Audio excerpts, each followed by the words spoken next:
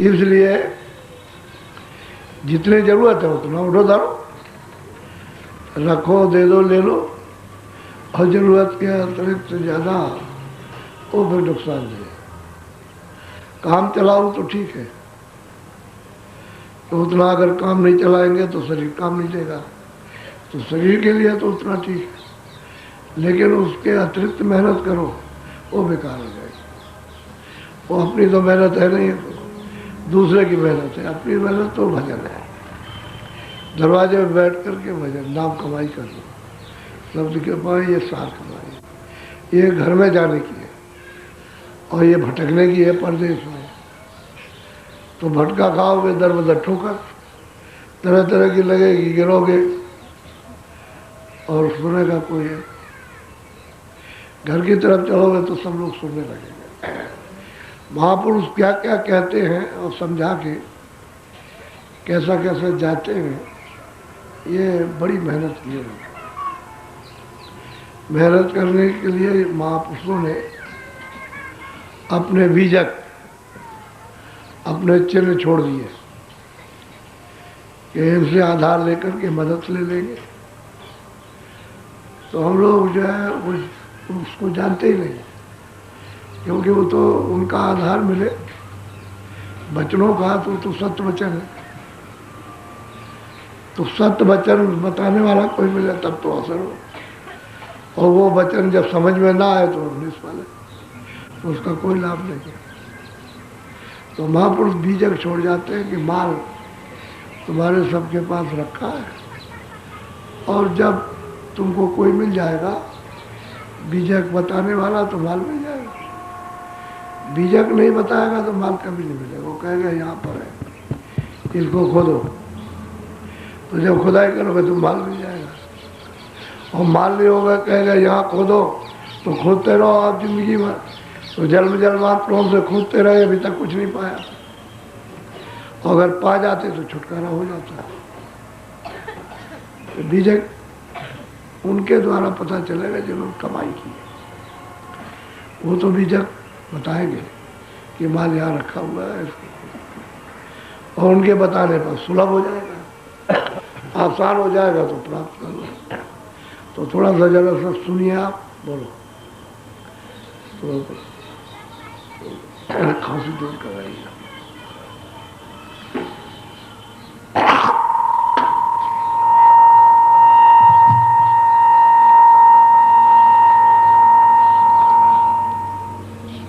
चले री सूरते आवा गुरु के देश, जहान काया कर्म करे। अब महापुरुष कहते हैं कि हे सूरत, जो दोनों आंखों के पीछे बैठी है उसको समझा रहे, कह रहे सूरत तू चल,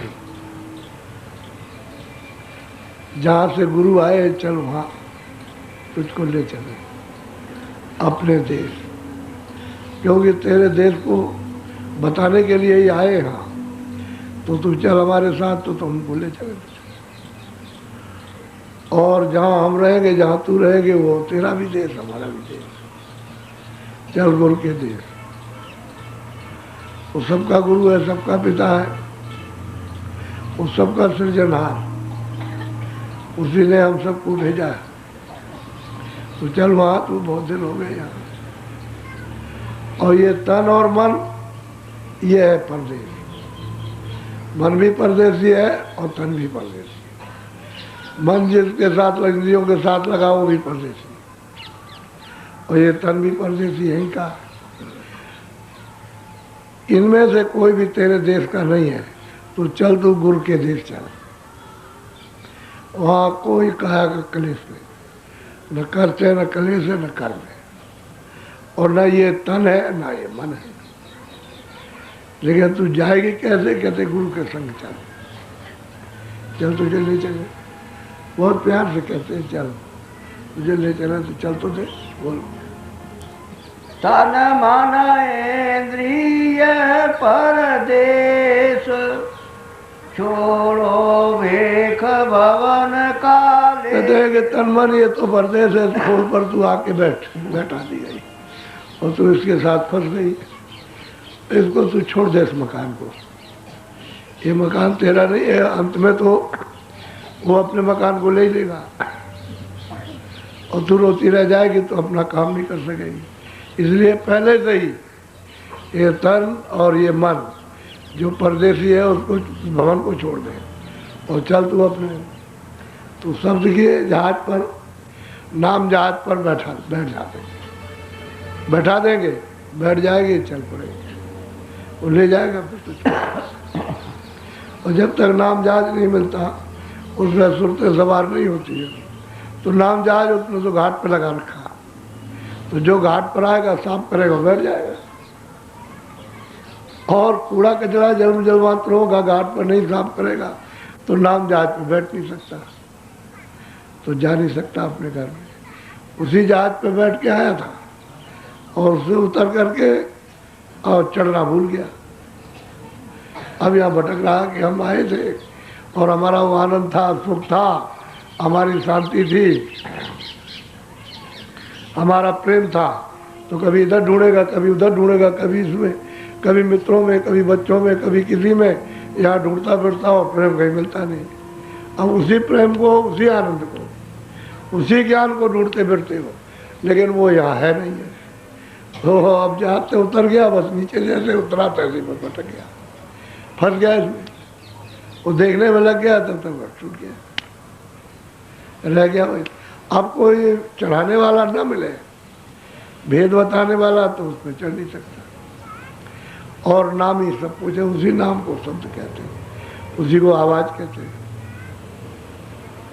उसी से सूरत आई है और दोनों आंखों के पीछे बैठा दी गई, जब छूट गया। अब उसकी ठंडक तो आ रही है, बोध नहीं हो रहा, उसका ज्ञान नहीं हो रहा है, इसलिए भटक रही है। और जब घाट पे बैठेगी तो फिर मतलब सफाई होगी, बोध हो जाएगा, ज्ञान हो जाएगा, तो उसको पकड़ लेगी बस। वो तो चुंबक है, बीच का पर्दा हटा तो फौरन सूरत को मिलाएगा, ऐसे खींच लेता है, क्योंकि सूरत भी उसी का ये तत्व है, शब्द का ही तत्व है। शब्द भी चेतन है और सूरत भी चेतन है, बीच में वो पर्दा उसको अटकाए हुए कर्मों का। जब साफ हो गया तो फट से खींच लिया और अपने पर सवार कर लेगा और फिर ले चलेगा। कहते हैं घाट पे बैठ के, ये तन मन, ये भवन है, शरीर है, इसको परदेसी है छोड़ दो और अपने देश की तरफ चलो। बोलो। सुनो कान से गुरु संदेश, सूरत शब्द ले गाओ से। कहते हैं कि भाई गुरु का कान से संदेश सुनो।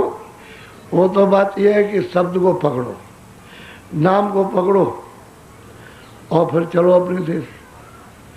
वो वही सड़क है सीधी, नाम डोरी है, उसको पकड़ के आसानी से सहज चढ़ जाओगे आप, उसमें कोई दिक्कत परेशानी नहीं। लेकिन जब तक नाम पकड़ में नहीं आता तब तक आपको मुश्किल मालूम होता है। और रोज यही तो गुरु का ये संदेश है कि भाई तुम नाम को पकड़ो, शब्द को पकड़ो, उसको पकड़ो। तुम डरो क्यों? डरते क्यों? मर जाओ, मरे तो हो ही। अरे वो अनजान में अज्ञान में मरोगे, ये ज्ञान से मर जाओ, इतना ही अंतर है। वैसे मरोगे नहीं, शरीर तो समय से ही छूट रहा है, बाकी तुम डरते होगे वह मर जाएंगे। तो उसे ज्ञान में कहते हैं शरीर छोड़ दो, ज्ञान में छोड़ो, अज्ञान में नहीं। अज्ञान ज्ञान में, तो ज्ञान में तो फिर कोई मरता नहीं। जब सब पर सवार हो गया तो हमेशा जीवित हो गया और सदा के लिए ज्ञानी हो गया और सदा के लिए छूट जाएगा। तो कहते हैं कि शब्द डोर और पकड़ के कहते हैं अपने घर चलो बढ़ो, गुरु का ये संदेश है।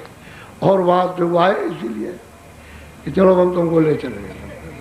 सुरतों को पुकार पुकार कर घट कहते हैं मनुष्य शरीर की जितनी भी सुरतें हैं सबको पुकारते हैं कि चलो भाई आओ, हम तुमको घर का पता देते हैं, किस किस रास्ते से तुम चलोगे वो हम तो बताएंगे, हम तुम्हारी पूरी मदद करेंगे। तुम चलने की तैयारी करो, अच्छा हम चलेंगे। तो चलने की तैयारी नहीं करते, ये बच्चा दे दीजिए, ये बच्ची दे दीजिए, ये धन दे दीजिए, ये काम बना दीजिए, ये ऐसा कर दीजिए, वो लड़ाई झगड़ा दूर कर दीजिए। वो लड़ाई झगड़े में तो तुम दिनों रात रहते ही हो, वो दूर कहाँ होगा? वो तो उसी में, इधर लड़ाई वो उधर से रोने लगी, उधर से उधर लड़ने लगे। देखते नहीं है अपने अपने देश में राजा अपने अपने प्रजा का प्रबंध करे तो भट लड़ाई होती है, उधर से लड़ने लगा, वो उधर से इधर से उधर होने लगी। लड़ाई तो है, क्योंकि लड़ाई के मैदान में तो हो ही। अब वो कहते हैं कि भाई तुम निकलो, वो कहते हैं कि चलो तुम अपने घर चलो। और समझाते प्यार करते और सबको समझाते, लेकिन अब वो सुनते हैं, अब ये मांगते हो कि ये दे दो। ये नहीं अपना घर नहीं मांगते हो कि भाई अपना धन मिल जाए, अपना देश मिल जाए, अपना सुख, अपना प्रेम मिल जाए, अपना आनंद मिल जाए और छुटकारा पा जाओ, फिर जन्मो नहीं हो मरो नहीं, वही यही चाहते हो। ये दे दिए जन्मो मरोगे नहीं, जब यही मांग रहे हो यही कहा तो फिर जन्मना फिर मरना, तो छुटकारा कहाँ होगा?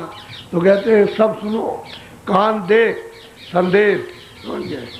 कहते हैं शब्द को पकड़ो और सुनो को ले चलो, पकड़ कर बोलो।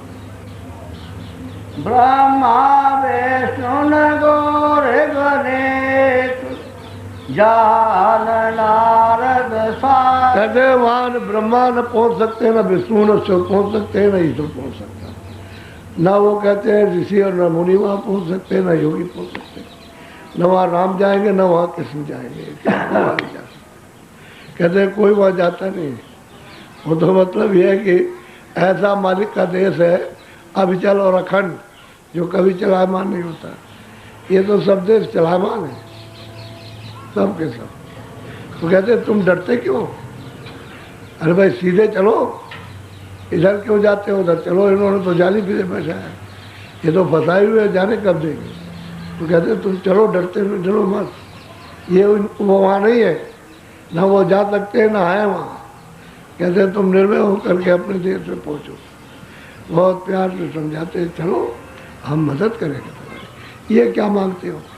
अरे भाई जो सर्वदा है धन उसको मांगो, ये क्या, ये तो सब होता रहेगा, ये तो चलते चलाते इसको समेट लो। अपनी इच्छा को जैसे समेटा वैसे सब समेट गया। इच्छा फैली हुई है, ये दे दो, ये मिल जाए, वो दे दो, वो मिले, वो मिले, तो इच्छा का विस्तार है, उसी से तो बंधे पड़े हो। इच्छा समेटो और अपने घर की चले, घर में की जाने की चले जाए, तैयारी करो। वो तो इसीलिए आते ही है वहाँ पर, दूसरा नहीं। और वो ये तो देसी सब, इसका कोई भेद जानता ही नहीं, सिवाय संतों के दूसरा कोई नहीं जानता। और जिन्होंने उस मालिक को प्राप्त किया है वही इसका भेद बता सकते हैं, और कोई नहीं। न योगी जा सकते हैं, न योगी को मालूम है, न ऋषि न मुनि, उनको मालूम नहीं। ये तो सब नीचे के स्थानों के हैं। तो जब नीचे के स्थानों के, तो ऊपर का क्या जानेंगे? कुछ नहीं जान सकते। वहाँ न वो पहुँचे न पहुँच सकते। ये तो संतों का काम है जो जीवों को ले जाए, दूसरे और किसी का कोई काम नहीं। अपने घर में संत ही ले जाएंगे और कोई नहीं ले जा सकता। और वो 700 बरस के अंदर महात्मा आए तो बहुतों को संतों को ले गए और उन्होंने वहाँ पहुँचाया। जीते जी मरने की बात ही कर, लेकिन तुम तैयारी नहीं करते, यही मांगते रहते हो। ये सब, ये छाया दे दो, वो छाया दे दो, वो छाया दे दो, बस इसी में। और छाया गायब हो गई। अब कहते हैं पहले मिल गया था, अब वो चला गया। अब वो मर गया, वो लड़का मर गया, लड़की मर गई, धन मिला था वो खत्म हो गया, ये चला था, वो जमीन चली गई और सब कुछ चला गया, और भाई मर गया और बाप माँ मर गए, और कुछ नहीं, बस इसी के लिए बिलाप करते। ये मांगते, अपनी चीज नहीं मांगोगे कि अपना सर्व सुख मांग लो कि चलो भाई वहाँ तो ये सब कले सही नहीं, कोई अंत रूप को भी नहीं है, न जल है, न पृथ्वी है, न अग्नि है, न वायु, न आकाश है, न स्वर्ग है, न वैकुंठ है, ये सब कुछ, न कोई खेती, न दुकान। अरे ये क्या है? इसमें फंसे पड़े हुए हो, तो इच्छा बंधी हुई है, उससे फंस गए हो। इच्छा को जैसे इच्छा खत्म की वहाँ से चल पड़े। इसलिए कहते हैं घाट पे बैठो तो धीरे धीरे इच्छा का सिमटाव हो जाए। जब धीरे धीरे इच्छा का सिमटाव होगा तो धीरे धीरे इच्छा खत्म होने लगेगी, क्योंकि उधर तो इच्छा जाएगी नहीं। जैसे इस नाम की शब्द की कमाई की और उसको सुनने लगे तो इच्छाएं खत्म, धीरे धीरे खत्म हो जाती है। फिर कोई इच्छा नहीं रहती, न पूछ की, न सपूत की, न नाथ की, न पंथी, कुछ नहीं। कहते हैं भाई अकेले ही अच्छे थे, ये सब फंसे हुए थे इसमें। बोलो संत सूरत जहाँ किया प्रवेश, सत्य गुरु दया मिला। कहते हैं भाई जहाँ संतों की सूरत जाती आती है, वहाँ कहते हैं भाई सदगुरु वहाँ पहुँचाना चाहते हैं।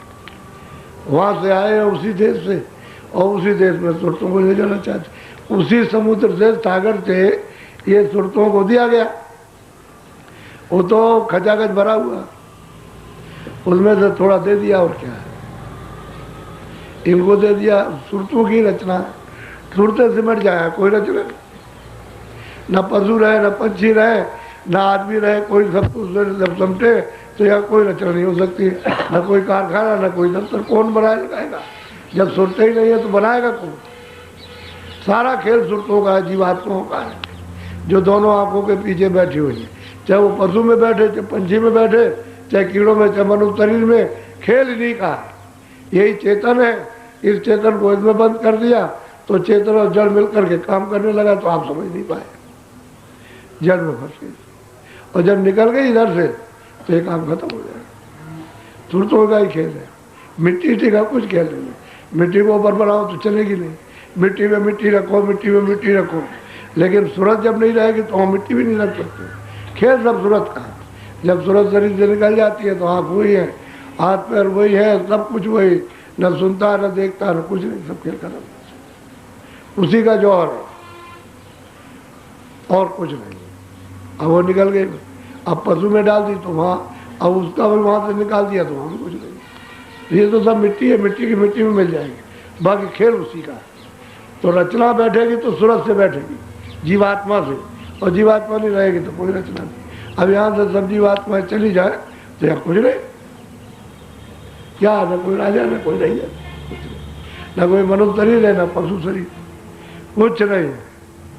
जब सुरतें चली गई तो कुछ। इसी तरह से जो आई हुई है वो मतलब यह है कि वापस नहीं जा सकी। जो पहुंच गई वो पहुंच गई, और फंसने के बाद जो संतों ने इन दोनों में जगा करके और मदद करके पहुंचा दिया वो तो पहुंच गई। वो तो लौट के कभी नहीं आएंगे, वहाँ से लौट के कभी नहीं आ सकते। वो तो सत्य देश है। बाकी नीचे के जितने भी देश हैं वो सब परिवर्तनशील है, बदल जाएंगे। बोलो। काल कर्म की गई न पे।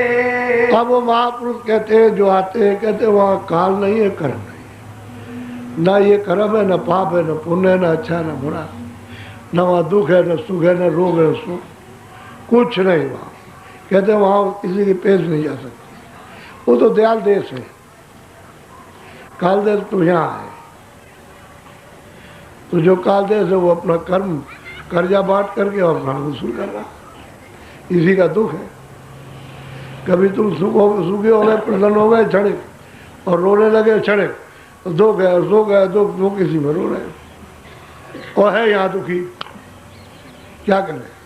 अरे जो कोड़ी होता है वो भी तो हंसता है, फिर उसी को देख के रोता है। ऐसा नहीं कि हंसता नहीं है, कोड़ी है, सब कुछ है, उसका सब चमड़ा निकल गया, लेकिन फिर भी हंसेगा।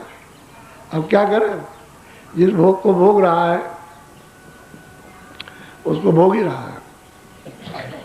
वो तो शरीर का स्वभाव है, कभी हंसना कभी रोना, कभी हंसना कभी रोना, कभी हंसना। अब सूरत बेचारी है, पिस रही है, इसी को छुड़ाने की जरूरत है। तो महापुरुषों ने आकर के समझाया, अरे भाई रास्ता तो ये है, तुम वहाँ फंसी हुई है जाल में, चल निकल चल। बोलो। तोड़े दांत और काटे ने। कहते हैं जब कर्म नहीं रहेंगे, जब कर्मों को साफ कर दिया जाएगा, न स्थूल कर्म रहेंगे, न लिंग रहेंगे, न सूक्ष्म रहेंगे, न कारण, तो सबको साफ कर देंगे तो तुम निकल गया। फिर क्या, तो चला गया यहाँ से। कर्मों का ही तो बंधन है। और महापुरुष जब पता भेज देते हैं, कहते चढ़ो, चढ़ाई करो। क्यों डरते हो? तुम्हारी इच्छा डरवाती है। जो इस जगत को चाहते हो चढ़ने नहीं देती है, क्योंकि इससे अभी तृप्ति नहीं हुई है। अभी पेट इतने जन्म लिए, तुम राजा बने, तुम महाराजे बने, तुम सेठ बने, तुम साहूकार बने, तुम मतलब आप बन गए, तुम बड़े बड़े ये बन गए, लेकिन फिर उसके बाद में अभी तक इच्छा पूरी नहीं, उसी का विस्तार। ये सब जुग जुगान जन्म जन्मांतरों की इच्छाएं जो बांध रखी है उसी का जाल बिछ गया। जैसे पेड़ होते हैं नीचे जाल बिछ जाता है जड़ों का, ऐसे ही जड़ों का इच्छाओं का जाल बिछ गया। अब बिना महात्माओं के कटेगी नहीं, वो शब्द काट देता है। नाम से सूरत लगती है तो काटता है, सब काट के अलग कर देगा छोड़, तो सूख जाती है। जो इच्छाएं हरी भरी होती है सब सूख जाती है। और इच्छा जब तक नहीं कटेगी तब तक वो मतलब सूखेगा नहीं, तो निकलेगा नहीं वो इच्छा ही का सब कुछ है। तो शब्द की कमाई में ये सब समाया होता है। कर्म भी साफ हो जाएंगे, पाप भी और पुण्य भी साफ होते। ये नहीं कि आप चाहें कि मतलब है कि नहीं पाप ही साफ हो जाए, तो उसमें तो मिश्रित होता है, कभी पुण्य किया कभी पाप किया, कभी पुण्य किया कभी पाप किया, तो एक के ऊपर एक तय, पाप की तय पुण्य की तय, पाप की तय पुण्य की तय, ये जमा होते हैं तो उसमें घर मिल जाता है। पता ही नहीं चलता कि पाप पुण्य क्या है। इसकी मतलब ये है कि अब ये इच्छा इस तरह का तो सब साफ होती है। वो तो जो जैसी जैसी तय लगी होगी साफ होती जाएगी। शब्द सब सफाई कर लेगा। शब्द तो मतलब एक धारा है, अगम की धारा है, और गुरु ही बता सकते हैं उसको। तो सब साफ करके और सब इच्छाओं को काट देगा, जो भौतिक संसारिक इच्छा है, और निरिच्छा हो जाओगे। जब निरिच्छा हो गए तो बस मालिक, तब मुझको प्यारा प्रिय लगता है,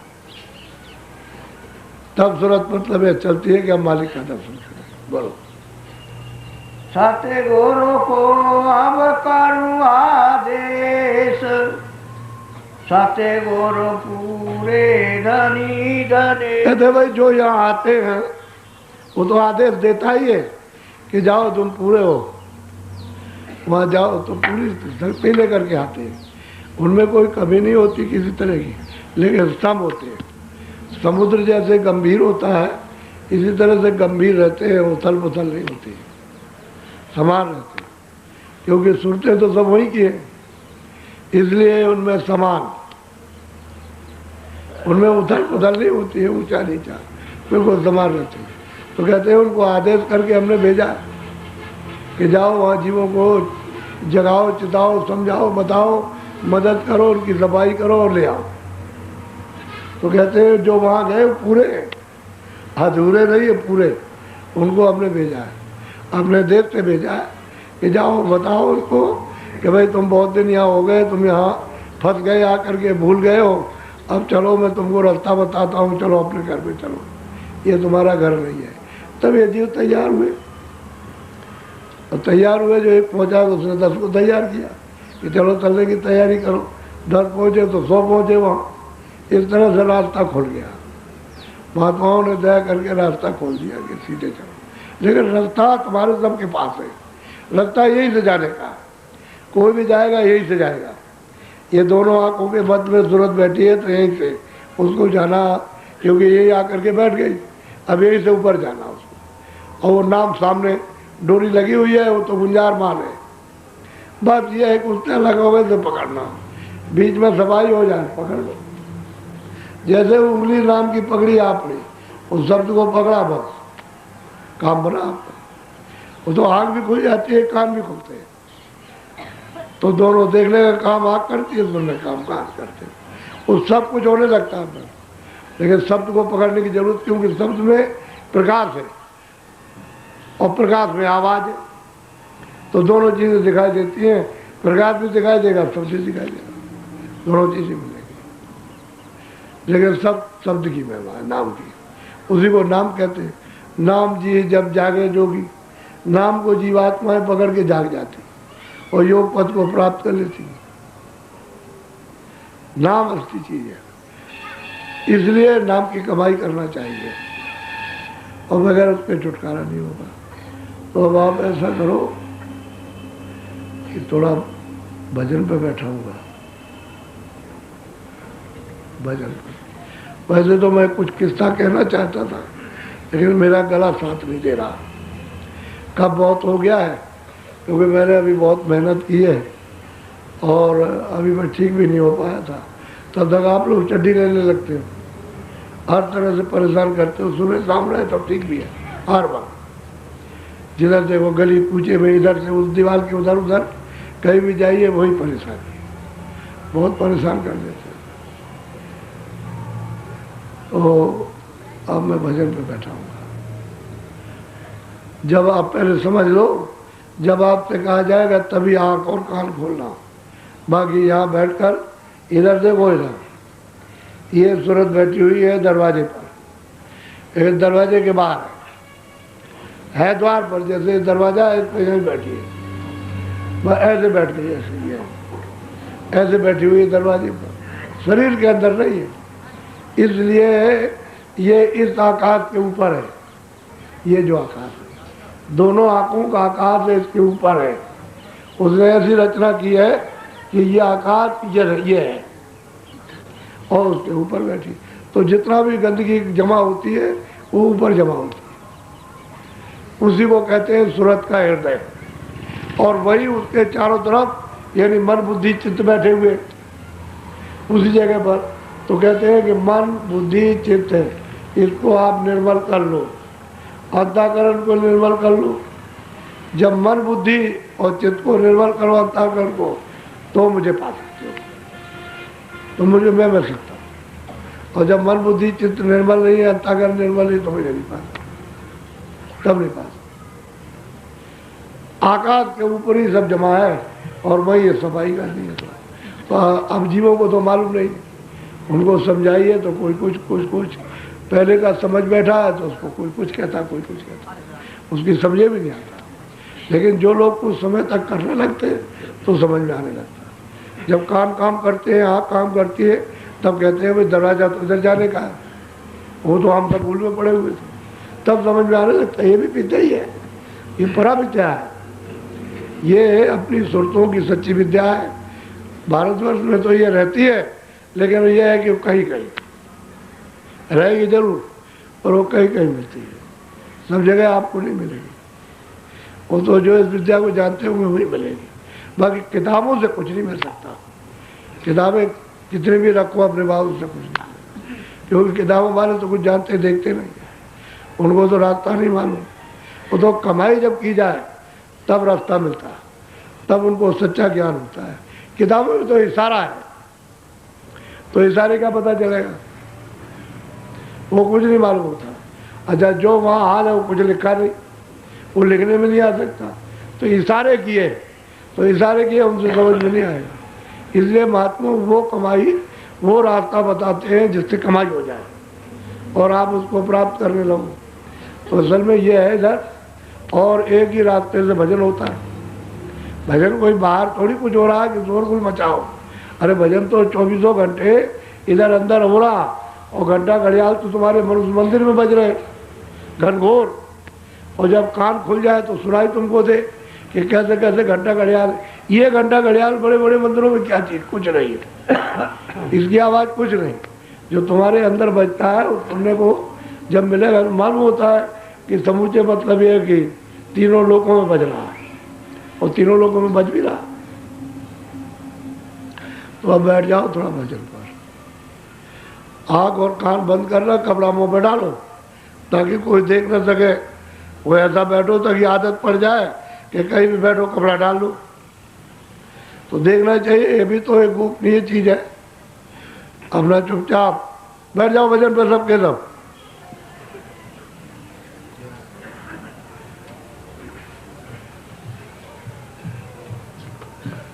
गाड़ी बाहर निकालो,